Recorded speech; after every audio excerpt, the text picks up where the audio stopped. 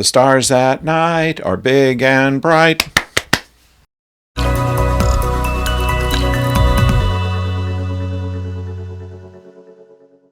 Hello out there, I'm the oldest nerd, and The Stars at Night is the episode, Season 3, Episode 10 finale of Lower Decks, and the reference of the title is a song called Deep in the Heart of Texas, which is well known by people who've lived in the state I reside in.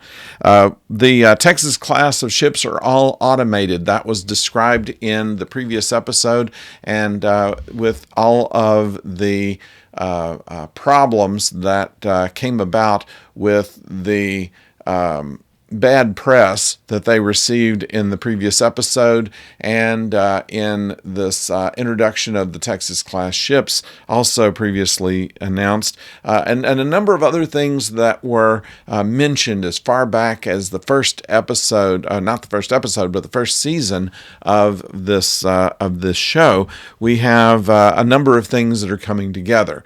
Boimler, as usual, has put his foot in his mouth and is running behind the chief of security, hoping that he will return back in his favor. We have the crew feeling bad that they had turned their back on Mariner when they find that it really wasn't her fault that the bad press came about. And for doubting her, all the way up to the captain, who probably has the biggest part of guilt there. We have the inquest on her in the council that comes to a off the top of her head suggestion that they have a race with the Texas class ships to prove the California class is still something that should be around. The idea of decommissioning those ships for another class of ship is something that would put an end to the show. So we know, without saying any spoilers here, that there's not going to be the case. But how it resolves itself is different than you might expect.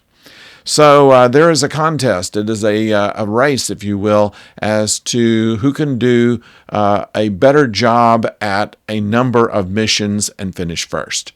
And that is between Admiral Buenamigo and Captain Freeman of the Ceritos. It is a edge of your chair kind of battle they're doing. The crew of the Ceritos performs well, and in fact a small detail perhaps missed by the Texas class was enough to win the competition, but that wasn't actually what the main problem would be in this episode.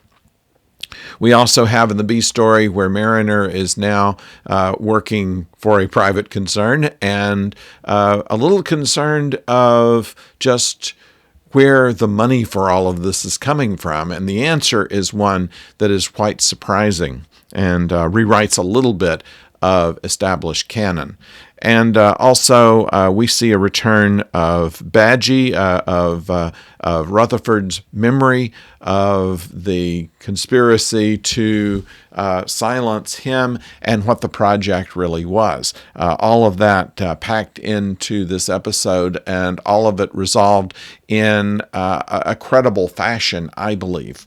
What we have here is a meme, practically. The exception to this bad admiral motif happened actually in Discovery, where a couple of admirals showed themselves to be better than all the others, and one who gave her life for the safety of the ship and the other crew, and in the future timeline, the admiral who is the admiral of Starfleet is also quite a good character.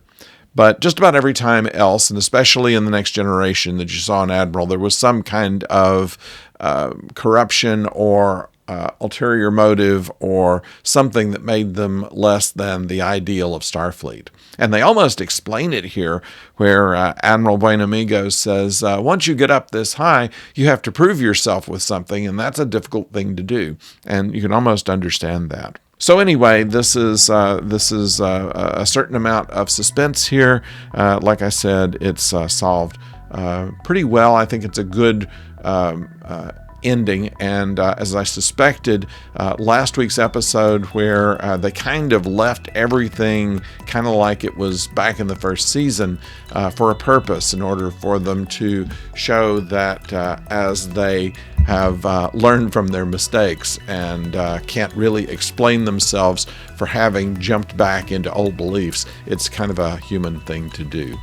So I'd like to know what you think about this. Please put it in the comments below, and while you're there, if you have not subscribed or rung the bell, please do so you'll know when the next video is coming. We cover all of the Star Trek series. Also, we're covering the Andor right now, and we'll return at the beginning of the year to doing more of the original series retro reviews. And once we're done with the original series, we'll go into the Next Generation and beyond. So we have a lot to do as we go forward, and we hope you'll be here for us. Meantime, don't go far.